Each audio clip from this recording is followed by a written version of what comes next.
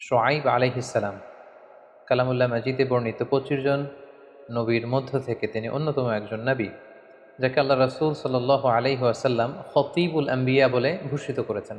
অর্থাৎ নবীদের মধ্য থেকে উনি ছিলেন অত্যন্ত বেশি বাগ্মী। ওনার কথার মধ্যে অ্যালোকোয়েন্স ছিল, প্রাঞ্জলতা, বাগ্মিতা ছিল খুব বেশি। খুব সুন্দর করে গুছিয়ে বক্তব্য করতে জানতেন। এজন্য ওনাকে আল্লাহ রাসূল সাল্লাল্লাহু আলাইহি ওয়াসাল্লাম বলেছেন খতীবুল আম্বিয়া। পাশাপাশি শুআয়ব আলাইহিস সালাম ৫ জন আরব নবীদের মধ্যে থেকে অন্যতম একজন নবী। আর ওনারা হচ্ছেন হুদ আলাইহিস সালাম, সালেহ আলাইহিস সালাম, ইসমাঈল আলাইহিস সালাম, শুআয়ব আলাইহিস সালাম এবং আল্লাহ রাসূল সাল্লাল্লাহু আলাইহি ওয়াসাল্লাম। এই ৫ জন নবী কিন্তু আরবি ভাষায় কথা বলতেন, আরব নবী।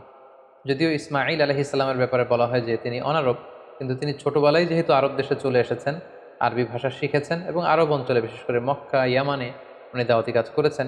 সো ওনাকেও আরব নবী হিসেবে কনসিডার করা হয়। এই ৫ জন নবীর মধ্য থেকে শুআয়ব আলাইহিস সালাম অন্যতম একজন নবী, যাকে আরব নবী বলা হয়।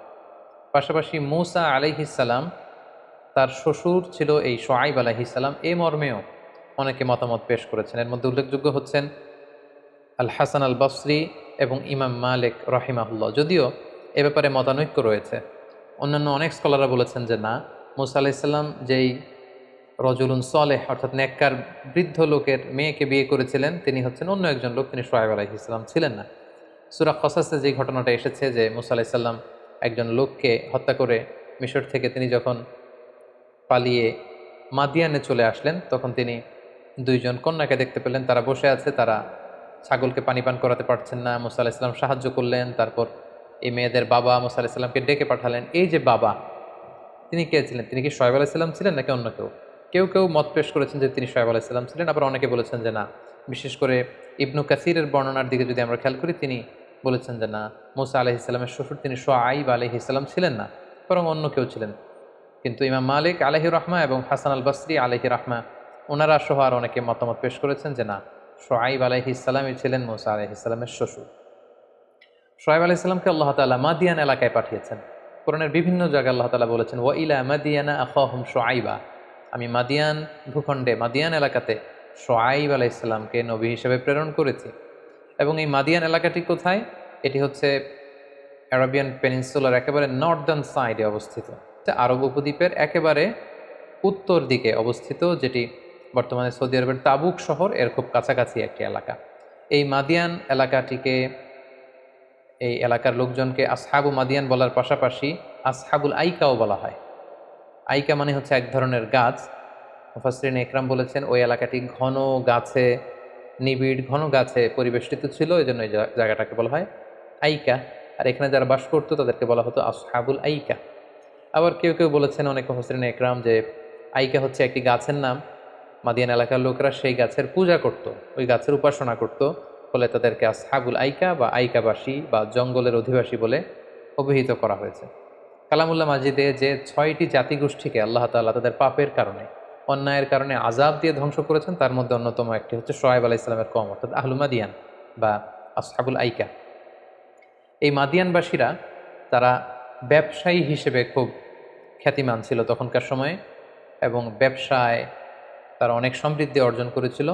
এ পর্যায়ে আমরা এই মাদিয়ান জাতিগোষ্ঠীর যদি বৈশিষ্ট্যের দিকে খেয়াল করি, মানে এই নেশনের যে ফিচার কোরআনে এসেছে সেদিকে যদি আমরা খেয়াল করি, কি কি বৈশিষ্ট্য দ্বারা বৈশিষ্ট্যমণ্ডিত ছিল আহলু মাদিয়ান বা মাদিয়ানের অধিবাসী, তাহলে আমরা প্রথম যে কথাটি বলতে চাই সেটি হচ্ছে মাদিয়ানবাসীরা বেসিকলি ইব্রাহিম আলাইহিস সালামের এক আরব বংশোদ্ভূত কানাআন স্ত্রী, যার নাম ছিল কতুরা, তার গর্ভস্থ এক পুত্রের বংশধর।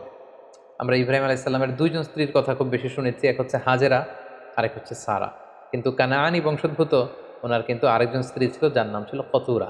তার গর্ভস্থ এক পুত্র সন্তানের বংশধর হচ্ছে এই আসহাবু মাদিয়ান। তারা কুফরি করা ছাড়াও আরও কিছু সমস্যায় জর্জরিত ছিল, যেগুলোর ব্যাপারে কোরআনে উল্লেখ হয়েছে। প্রথম হচ্ছে, তারা যেহেতু ব্যবসায়ী ছিল, তারা মানুষকে ওজনে কম দিত। কালামুল্লাহ মাজিদে খুব সুস্পষ্ট বিভিন্ন আয়াতে এটা উল্লেখ করা হয়েছে যে তারা যখন মাপযোগ করে অন্যকে প্রোডাক্ট দিত বা পণ্য দিত, তারা ওজনে কম দিত। তারা মানুষকে ঠকাতো এবং তারা ডাকাতি করত, রাহাজানি করত। তারা সমাজে রাহাজানি, লুটপাট এগুলো করত, জনগণের সম্পদ অন্যায়ভাবে ভক্ষণ করত।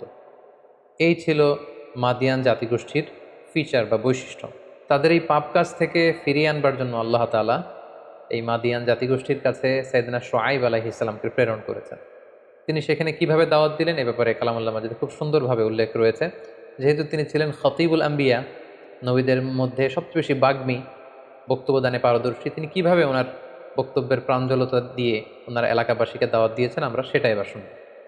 সাইয়েদনা শুআয়ব আলাইহিস সালাম মাদিয়ানের লোকজনদেরকে তিনি তাওহীদের দাওয়াত দিয়েছেন, রিসালাতের দাওয়াত দিয়েছেন, আখিরাতের দাওয়াত দিয়েছেন। কিভাবে এই দাওয়াতগুলো দিয়েছেন এ ব্যাপারে কোরআন বলছে যে ওয়াইলা মাদিয়ানা আখাহুম শুআয়বা, মাদিয়ানে আমি শুআয়বকে পাঠিয়েছি। ক্বালা ইয়া কওমি ইবুদুল্লাহ মা লাকুম মিন ইলাহিন গায়রুহ, হে আমার জাতিগোষ্ঠী তোমরা আল্লাহর ইবাদত করো, আল্লাহ ছাড়া কোনো ইলাহ নেই। এই দাওয়াতটি সব নবীদের একটা কমন দাওয়াত ছিল। সব নবীরাই কিন্তু তাদের জাতির লোকদেরকে এক আল্লাহর ইবাদতের প্রতি আহ্বান করেছেন। ইদ ক্বালা লাহুম শুআয়বুন আলা তাত্তাকুন, সূরা শুআরা আল্লাহ তাআলা বলছেন যে শুআয়ব আলাইহিস সালাম যখন তার জাতিগোষ্ঠীকে বলল তোমরা কি পাপ কাজ ছেড়ে আল্লাহকে ভয় করবে না? ইন্নী লাকুম রাসূলুন আমিন, নিশ্চয় আমি তোমাদের কাছে বিশ্বস্ত রাসূল হয়ে প্রেরিত হয়েছি। ফাত্তাকুল্লাহ, হে মাদিয়ানের লোকেরা তোমরা আল্লাহকে ভয় করো। ওয়া আতিউন, আর রাসূল হিসেবে আমার আনুগত্য করো। ওমা আসআলুকুম আলাইহি মিন আজর ইন আজরিয়া ইল্লা আলা রাব্বিল আলামিন, আমি যে দাওয়াত দিচ্ছি আমি তো কোনো কিছু চাচ্ছি না তোমাদের কাছে প্রতিদান জানে, আর আমি তো রব্বুল আলামিন আল্লাহর কাছ থেকে নিব। তারা যে ওজনে কম দিত, মাপে কম দিত, মানুষ ঠকাতো, এই বিষয়গুলো উল্লেখ করে শুআয়ব আলাইহিস সালাম বলেছিলেন ফাআউফুল কাইলা ওয়াল মিজান ওয়ালা তাবখাসুন নাসা আশিয়াআহুম, তোমরা ওজনে কম দিও না, তোমরা যথাযথভাবে ওজন করে পরিমাপ করে মানুষকে তাদের পণ্য দাও, মানুষকে তোমরা ঠকিও না, তাদেরকে কম দিবে না। ওয়ালা তুফসিদু ফিল আরদ বা'দা ইসলাহিহা, আর এই জমিনটাকে আল্লাহ সুন্দর করার পরে এই চমৎকার জমিনে তোমরা ফাসাদ সৃষ্টি করো না। তিনি আরো বলেছিলেন ওয়ালা তাকউদু বিকুল্লি সিরাতিন তু'ইদুনা ওয়া তাসুদ্দুনা আন সাবিলিল্লাহি মান আমানা বিহি ওয়া তাবগুনাহা ইওয়াজা, তাদের একটা অভ্যাস ছিল, তারা তাদের এলাকার বিভিন্ন জাংশন বা পয়েন্টে বসে বসে কাফেলাদের লুটতরাজ করত, রাহাজানি করত, ডাকাতি করত, তাদের সম্পদ ছিনিয়ে নিত। তিনি বললেন রাস্তায় বসে বসে এই ডাকাতি রংবাজি তোমরা করো না, তোমরা মানুষকে আল্লাহর পথ থেকে বাধা দিও না। ওয়াযকুরু ইয কুনতুম কলিলান ফাকাসসারাকুম, তোমরা আল্লাহকে স্মরণ করো যখন তোমরা সেই নিয়ামতকে স্মরণ করো যে তোমরা ছিলে সংখ্যায় একেবারে কম, সেই অল্প সংখ্যক এই জাতিগোষ্ঠীকে আল্লাহ নেয়ামত দিয়ে তোমাদের বংশ বিস্তার করে তোমাদের পুরো এলাকাতে কাজে কর্মে ব্যবসায় বারাকা দিয়ে আল্লাহ তাআলা তোমাদেরকে বিশাল জনগোষ্ঠীতে রূপান্তর করেছেন। ওয়াংদুরু কাইফা কানা আকিবাতুল মুফসিদিন, তোমাদের আগে যে সমস্ত জাতিগোষ্ঠী এরকম ফাসাদ করত তাদের অবস্থা কি হয়েছে, তাদের রেজাল্ট কি হয়েছে, তাদের পরিণতি কি হয়েছে, তাদের ভাগ্যে কি জুটেছে, এটা কি তোমরা দেখো না? সেখান থেকে তোমরা শিক্ষা নিবে না? এভাবে তিনি দাওয়াত দিতে লাগলেন। তিনি আরো বললেন ইন্নী আরাকুম বিখাইরিন ওয়া ইন্নী আখাফু আলাইকুম আযাবা ইয়াউমিন মুহীত, হে জাতিগোষ্ঠী, হে মাদিয়ানের আমার ভাইয়েরা, আমার প্রিয় জনগোষ্ঠীরা, নিশ্চয় আমি তোমাদের কল্যাণকামী, আমি ইউর ওয়েল উইশার, আমি তোমাদের শুভাকাঙ্ক্ষী, আমাকে তোমরা ভুল বোঝো না। ওয়া ইন্নী আখাফু আলাইকুম আযাবা ইয়াউমিন মুহীত, তোমরা যদি এই ওজনে কম দেওয়া, লোক ঠকানো, রাহাজানি, লুটতরাজ, ডাকাতি এগুলো যদি বন্ধ না করো, আমি ভয় পাচ্ছি যে এমন কঠিন আযাব এসে তোমাদেরকে পাকড়াও করবে যেদিন তোমাদেরকে বাঁচাবার মতো কেউ থাকবে না। শুআয়ব আলাইহিস সালাম আরো বললেন ওয়া ইয়া কওমি লা ইয়াজরিমান্নাকুম শিকাকি আন ইউসিবাকুম মিসলু মা আসাবা কওমা নূহিন আও কওমা হুদিন আও কওমা সালেহ, অর্থাৎ আমার বিরোধিতা করতে যে এমন আযাব তোমরা ডেকে এনো না যে আযাবটা হবে নূহের কওমের মতো আযাব, যে কওমকে আল্লাহ তাআলা প্লাবন দিয়ে, ডিজাস্টার দিয়ে, ফ্লাড দিয়ে ধ্বংস করে দিয়েছেন। যেমন আল্লাহ আযাব দিয়েছিলেন কওমে হুদকে, হুদ আলাইহিস সালামের জাতিকে, আদ জাতিকে যেভাবে আল্লাহ তাআলা বাতাস দিয়ে ধ্বংস করেছেন, সালেহ আলাইহিস সালামের কওম সামুদ জাতিকে আল্লাহ তাআলা সাউন্ড ওয়েভ দিয়ে ধ্বংস করেছেন। আমার বিরোধিতা করতে চেয়ে তোমরা ওই পর্যায়ে পৌঁছে যেও না যে তোমাদের উপরও আযাব দেয় আল্লাহ তাআলা অবধারিত করে দিবেন, এই ভুল সিদ্ধান্ত তোমরা নিও না। ওমা কওমে লুতিম মিনকুম বিবাঈদ, আর লূত আলাইহিস সালামের ওভারথ্রোন সিটিজ, শহরকে যে আল্লাহ উল্টে দিয়েছিলেন, উল্কা বৃষ্টি দিয়েছিলেন, এই ঘটনাও তো খুব বেশি দূরের না। লূত আলাইহিস সালাম তো তোমাদেরই আগের নবী। ওই এলাকাগুলো কি তোমরা দেখো না যেখানে আল্লাহ তাআলা পুরো জাতিগোষ্ঠী সহ ধ্বংস করে দিয়েছেন? লূত আলাইহিস সালামের এই উল্টে দেওয়া সাদুম কমিউনিটির ঘটনা, এটা তো লোকে লোকে সবার মুখে প্রচলিত, সবাই তোমরা জানো। তারপরেও কি তোমরা ভালো পথে ফিরে আসবে না? সত্যের পথে, কল্যাণের পথে কি ফিরে আসবে না? তিনি শেষবারের মতো বললেন ওয়াস্তাগফিরু, পুরো জাতি একসাথে আল্লাহর কাছে ক্ষমা চাও। ওয়াস্তাগফিরু রাব্বাকুম সুম্মা তুবু ইলাইহি, তার কাছে তওবা করো। ইন্না রব্বি রহিমুন ওয়াদুদ, নিশ্চয়ই আমার রব আল্লাহ তাআলা তিনি মেহেরবান, দয়াময়। তোমরা যত পাপ করো না কেন, অন্যায় করো না কেন, ক্ষমা চাইলে আল্লাহ তাআলা তাকে ক্ষমা করে দেন। এভাবে নানাভাবে, নানা আকারে, ইঙ্গিতে, উদাহরণ দিয়ে, মেটাফোর দিয়ে বিভিন্ন ঐতিহাসিক রেফারেন্স টেনে টেনে সৈয়দনা শুআয়ব আলাইহিস সালাম ওনার জাতিকে সতর্ক করেছেন। এবার ওনার জাতি কি রেসপন্স করেছে, হাউ দেয়ার রেসপন্স, এটা যদি আমরা দেখি তাহলে দেখব যে তারা শুআয়ব আলাইহিস সালামের কথাকে শোনেনি, মানেনি, বরং প্রত্যাখ্যান করেছে। আল্লাহ তাআলা বলছেন কাযযাবা আসহাবুল আইকাতিল মুরসালিন, আইকাবাসী বা মাদিয়ানবাসী তাদের নবী শুআয়বের কথাকে প্রত্যাখ্যান করেছে। শুধু এখানেই শেষ নয়, ক্বালাল মালাউল্লাযীনা ইসতাকবারু মিন কওমি, তার গোত্রের মধ্য থেকে যারা নেতৃত্ব পর্যায়ের ছিল, অহংকারী লোকজন ছিল, তারা বলল লা নুখরিজান্নাকা ইয়া শুআইবু ওয়াল্লাযীনা আমানু মাআক মিন ক্বরিয়াতিনা, হে শুআইব, তোমাকে এবং তোমাকে যারা মানে বিশ্বাসীদেরকে আমরা এই জনপদ থেকে কিন্তু বের করে দিব, বিতাড়িত করবে এই শহর থেকে। যদি এই নতুন দাওয়াতি কথা আমাদেরকে উপদেশ দেয়া তোমার বন্ধ না হয়, তোমাকে এবং তোমার সাপোর্টারদেরকে, ফলোয়ারদেরকে কিন্তু আমরা এলাকা ত্যাগ করতে বাধ্য করব। আউলা তাউদুন্না ফি মিল্লাতিনা, অথবা আমাদের সাথে মিলে ঝুলে তুমি থাকবে। আমরা মানুষকে ঠকাই, ওজনে কম দেই, আমরা লুটতরাজ করি, রাহাজানি করি, ডাকাতি করি, it's hour business, it's not your business. এগুলো নিয়ে যদি ক্রিটিসাইজ করো, এলাকা ত্যাগ করতে বাধ্য করবো তোমাকে। আমাদের সাথে মিলে ঝুলে থাকো, এই সমস্ত উপদেশ দেয়া তুমি বন্ধ করে দাও, তা না হলে এই এলাকা থেকে তোমাকে বের করে দিব। শুধু এখানেই শেষ নয়, তারা আরো বলল ক্বালু ইয়া শুআইবু লা নাফকাহু কাসীরাম মিম্মা তাকুল, অর্থাৎ শুআইব তুমি এগুলো কি বলছো, তোমার বেশিরভাগ কথাই আমরা বুঝি না। এটা আসলে একটা ডাহা মিথ্যা কথা ছিল, কারণ এলাকাবাসী ছিল আরবি ভাষাভাষী। শুআয়ব আলাইহিস সালাম শুধু আরবি ভাষাভাষীই ছিলেন না, তিনি ছিলেন বাগ্মী, এলোকুয়েন্ট একজন লোক। শুদ্ধ ভাষায় খুব চমৎকার আরবিতে তিনি কথা বলতেন, তার প্রতিটি কথাই তার এলাকার লোকেরা বুঝতে পেরেছিল, হৃদয়ঙ্গম করতে পেরেছিল। কিন্তু না মানার জন্য তারা এই কথা বলছিল, তোমার কথা আমরা বুঝি না। ওয়া ইন্না লানারাকা ফিনা দাঈফান, তুমি একজন দুর্বল মানুষ, কেন তোমার কথা শুনবো। ওয়ালাউলা রাহতুকা লারাজামনাক, যদি তোমার ফ্যামিলি সাপোর্ট না থাকতো তাহলে তোমাকে পাথর মেরে আমরা হত্যা করতাম। অর্থাৎ শুআয়ব আলাইহিস সালাম অনেক সম্ভ্রান্ত, ভেরি প্রেস্টিজিয়াস অ্যান্ড ডিগনিফাইড একটা ফ্যামিলিতে, গোষ্ঠীতে এসেছিল, এবং ওই গোষ্ঠীর ভয়ে তারা শুআয়ব আলাইহিস সালামের গায়ে হাত দিতে সাহস পাচ্ছিল না। যেমনটি ঘটেছিল হুবহু মক্কাতে আল্লাহ রাসূল সাল্লাল্লাহু আলাইহি ওয়াসাল্লামের ক্ষেত্রে। কুরাইশের লোকেরা রাসূল সাল্লাল্লাহু আলাইহি ওয়াসাল্লামকে হত্যার জন্য ষড়যন্ত্র করত, উদ্ধত হয়েছিল রক্তপাত করার, আক্রমণ করার, কিন্তু তিনি বনু হাশিমি খানদানের লোক, অর্থাৎ অনেক বংশীয় একজন লোক ছিলেন। আল্লাহ রাসূল সাল্লাল্লাহু আলাইহি ওয়াসাল্লামের চাচা আবু তালেব, হি was the chieftain of Quraish, কুরাইশের প্রধান নেতা ছিলেন, এবং তিনি রাসূল সাল্লাল্লাহু আলাইহি ওয়াসাল্লামকে শেল্টার দিতেন, সাপোর্ট দিতেন। তার ভয়ে, বনু হাশিম গোত্রের ভয়ে কুরাইশের লোকেরা আল্লাহ রাসূল সাল্লাল্লাহু আলাইহি ওয়াসাল্লামকে যেমনি গায়ে টাচ করতে সাহস পেত না, তেমনি শুআয়ব আলাইহিস সালামের কওমের লোকেরা বলতে আরম্ভ করলো যে ওয়ালাউলা রাহতুকা লারাজামনাক, তোমার এই বংশীয় সাপোর্ট যদি না থাকতো তোমাকে আমরা পাথর মেরে স্টোনিং করে হত্যা করতাম। ওয়া মা আনতা আলাইনা বিআজিজ, আর আমাদের উপর তোমার খবরদারিত্ব দেখানোর মতো তো কিছুই নাই, কে তুমি, কেন তুমি আমাদেরকে এরকম উপদেশ দিচ্ছ। এভাবে তুচ্ছ তাচ্ছিল্যের সুরে তারা সাইয়েদনা শুআয়ব আলাইহিস সালামের আনিত দাওয়াতকে প্রত্যাখ্যান করলো। তারা বলল ইন্নামা আনতা মিনাল মুসাহহারিন, তোমাকে মনে হয় জিনে ধরেছে, তোমাকে কেউ জাদু করেছে, এজন্য শুআয়ব তুমি আবুল তাবুল বকছো। ওমা আনতা ইল্লা বাশারুম মিসলুনা, তুমি তো আমাদের মতোই একজন মানুষ। ওয়া ইন্না যুন্নুকা লামিনাল কাযিবিন, শুআয়ব তোমাকে আমরা মিথ্যাবাদী মনে করি। ফাআসকিত আলাইনা কিসাফাম মিনাস সামাই ইন কুনতা মিনাস সাদিকিন, তুমি যদি সত্যবাদী হও তাহলে আকাশ থেকে এক খণ্ড মেঘ নিয়ে আসো, আকাশ ভেঙে এক টুকরা আমাদের সামনে নিয়ে আসো, দেখি তুমি কত বড় নবী, তোমার আল্লাহ কি কি করতে পারে, দেখাও আমাদেরকে পারলে। নাউযুবিল্লাহি মিন যালিক। এভাবে তুচ্ছ তাচ্ছিল্যের স্বরে তারা শুআয়ব আলাইহিস সালামের প্রত্যেকটি কথাকে প্রত্যাখ্যান করল। শুআয়ব আলাইহিস সালামের পুরো জাতি যখন একসাথে ওনার দাওয়াতকে প্রত্যাখ্যান করলো, আল্লাহ তাআলা এই জাতিকে শাস্তি দিয়ে ধ্বংস করবার ইচ্ছা পোষণ করলেন, এবং তাদের আযাব আর গজবের ব্যাপারে কোরআনে 3টি শব্দ উল্লেখ হয়েছে। এক হচ্ছে জিল্লা, দ্বিতীয়ত রজফা, তৃতীয়ত সয়হা।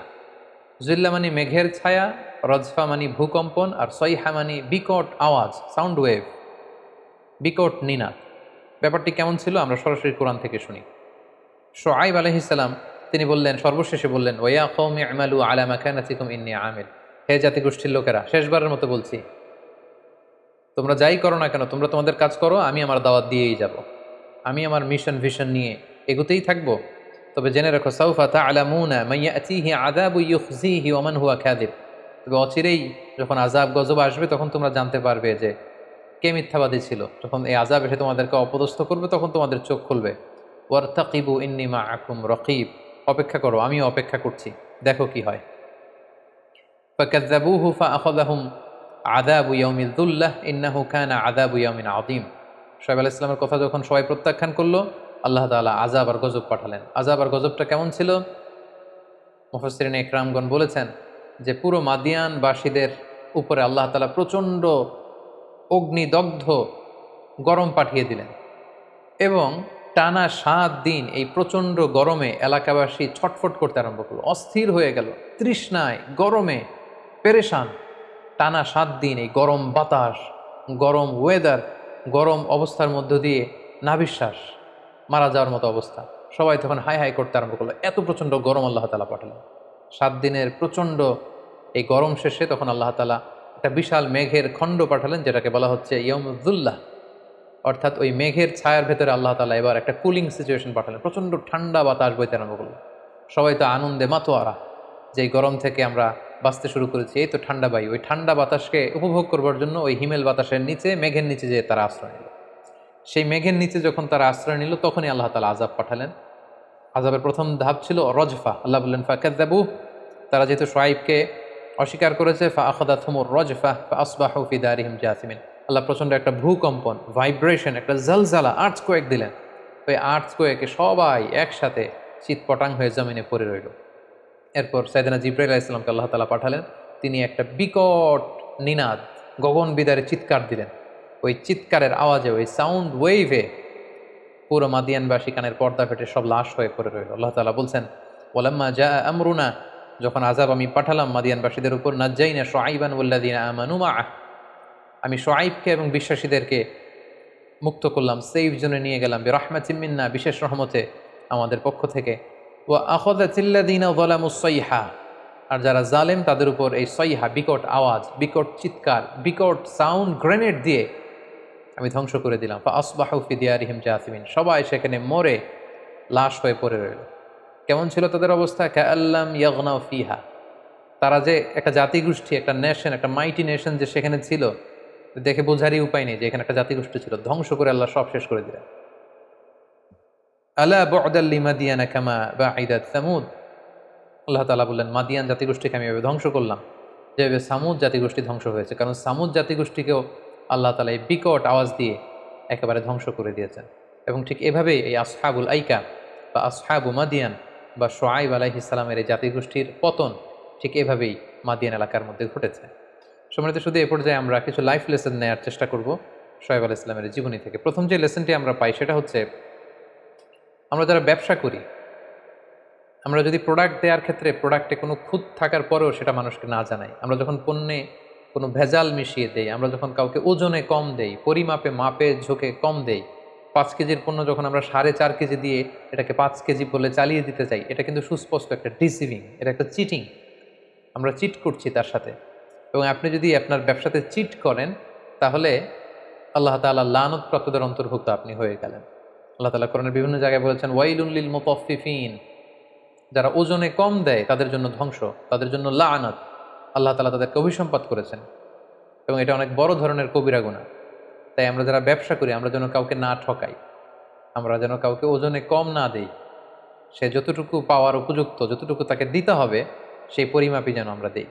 কারণ সাইয়েদনা শুআয়ব আলাইহিস সালামের যে কওম মাদিয়ানবাসী, তারা কিন্তু এ কারণেই ধ্বংস হয়ে গিয়েছিল যে তারা ব্যবসায়ী সম্প্রদায় ছিল, আর তারা যখন পণ্য কেনাবেচা করতো তারা ওজনে কম দিত।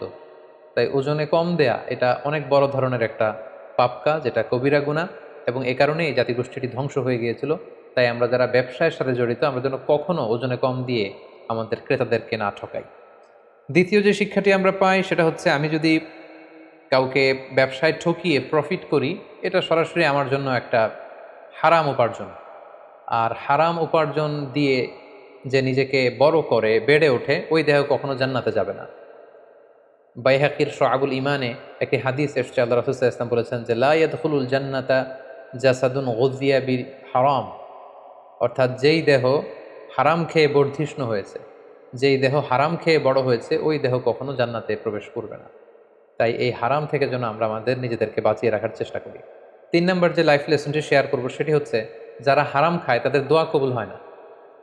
কারণ আল্লাহ তাআলা হচ্ছেন পবিত্র, তিনি পবিত্র ছাড়া কোনো কিছু কবুল করেন না। আপনি যদি আল্লাহ তাআলার কাছে দোয়া করে কিছু পেশ করেন, তাদের দোয়া আল্লাহ তাআলা কবুল করেন যারা হালাল উপার্জন করে। আকলুল হালাল ফারিদাতুন বা'দাল ফারিদা, হালাল উপার্জন করা এটা একজন মুমিন মুসলমানের জন্য এটা ফরজ। এবং যারা হারাম উপার্জন করে, হারাম খায়, তাদের দোয়া কিন্তু আল্লাহ তাআলা কখনোই কবুল করেন না। সো আমরা যদি চাই যে আমাদের দোয়াগুলো কবুল হোক, আমাদেরকে অন্যায়ভাবে হারামভাবে যে উপার্জন আছে, ইনকাম আছে, এগুলোকে বন্ধ করতে হবে। সর্বশেষে আমরা যেটি শিখলাম সেটি হচ্ছে সমাজে ফাসাদ সৃষ্টি করা, ক্যাওস করা, এটা স্ট্রিক্টলি প্রহিবিটেড। কারণ শোয়েব আলাইহিস সালামের কওমের মধ্যে এই বদ অভ্যাসটি ছিল। তারা রাহাজানি করত, তারা লুটতরাজ করত, তারা সমাজে ফাসাদ সৃষ্টি করত, এবং এটি কিন্তু খুব বড় ধরনের একটি কবিরা গুনাহ। তাই এই জাতীয় ফাসাদ, ক্যাওস করা, বিশৃঙ্খলা সৃষ্টি করা, রাহাজানি করা, এগুলো থেকে যেন আমরা সবসময় মুক্ত থাকতে পারি। আল্লাহ তাআলা আমাদের সবাইকে কথাগুলো বুঝার ও আমল করার তৌফিক দান করুক। হাযা মা ইনদি ওয়াল ইলমু ইনদাল্লাহ, আলাইহি তাওয়াক্কালতু ওয়া ইলাইহি উনীব।